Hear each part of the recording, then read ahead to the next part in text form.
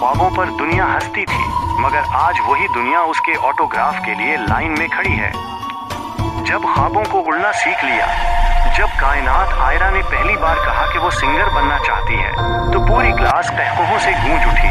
वो कहकहे जालिमाना नहीं थे, बल्कि उससे भी बदतर थे। वो हमदर्दी और तर्ज से भरी मुस्कुराहटें थीं।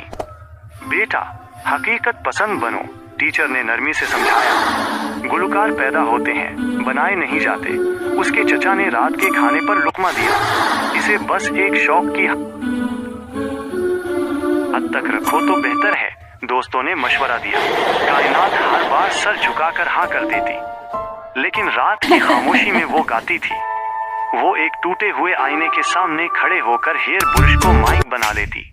वो इतना आहिस्ता गाती कि पड़ोसियों को शिकायत न हो, और तब तक गाती जब तक उसका गला दिखने न लगता और उसका दिल हल्का न हो जाता। पहली नाकामी। इसका पहला ऑडिशन सिर्फ 12 सेकंड तक चला। जज ने सर उठाए बगैर ही कह दिया, अगला। वापसी पर बस में वो खूब रोई, लेकिन अपने स्टॉप पर उतरने से पहले उसने आंसू पूंछ लिए। वो नहीं चाहती थी कि कोई उसकी कमजोरी देखे। बरसों बीत गए, जिंदगी मेहरबान नहीं हुई। वो एक छोटी सी नौकरी करती और एक जार में सके जमा करती जिस पर लिखा था ख्वाब। वो अपने फोन पर गाने रिकॉर्ड करती और इंटरनेट पर अपलोड कर देती, जहां कोई उन्हें नहीं देखता था। एक वीडियो पर सिर्फ 17 व्यूज आए, जिनमें से ज्यादातर उसके अपने ही थे। सच्चाई की आवाज। उस रात वो हिम्मत हारने ही वाली थी, लेकिन फिर उसने एक फैसला किया। उसने पसंदीदा बनने के लिए गाना छोड़ दिया और सच्चा बनने के लिए गाना शुरू किया।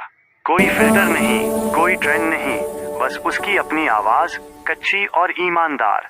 कुछ महीनों बाद एक अजनबी ने कमेंट किया, तुम्हारा दिल किसने तोड़ दिया? इस गाने ने मुझे सुकून दे दिया। फिर एक वीडियो पर 1000 व्यूज हुए, फिर 10,000, और फिर देखते ही देखते मिलियंस, लाखों लोग उसकी आवाज शेयर करते हुए लिखते, हमने उसे पहले क्यों नहीं सुना? जवाब सादा था, वो सुन तो रहे थे मगर समझ नहीं रहे थे। वो यादगार रात। इसका पहला लाइव कंसर्ट सिर्फ 6 मिनट में हाउसफुल हो गया।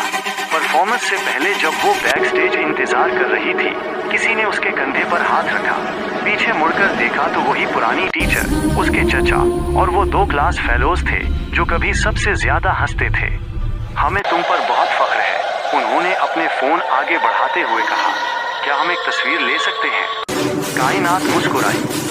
ये वो मुस्कुराहट नहीं थी जो दाद मांगती है, बल्कि वो मुस्कुराहट थी जो माफ तो कर देती है मगर भूलती नहीं। उसने निहायत तहम्मुल और एहतियात से उनके लिए ऑटोग्राफ साइन किए। एक कागज पर उसने लिखा, ख्वाबों को किसी की इजाजत की जरूरत नहीं होती। जब वो स्टेज पर आई तो मजमा उसके नाम से गूंज उठा। जिस लड़की पर दुनिया हंसती थी, वो कहीं पीछे रह गई थी, और उसकी जगह एक ऐसी औरत खड़ी थी जिसके ख्वाबों ने अब चलना, फिर दौड़ना और फिर उड़ना सीख लिया था।